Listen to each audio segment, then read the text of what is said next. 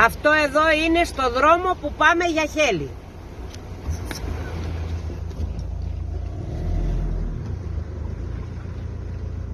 Δύο αυτοκίνητα τα έχει καταπιεί το ποτάμι. Πάω στο Χέλη να πάρω ειδικές σκούπες για να μαζέψω τα νερά.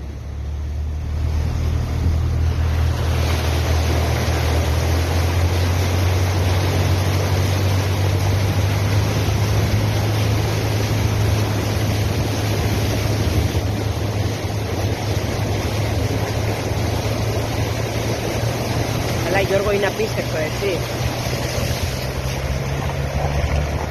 Ο άνθρωπος που χθες απνίγηκε, το είδες?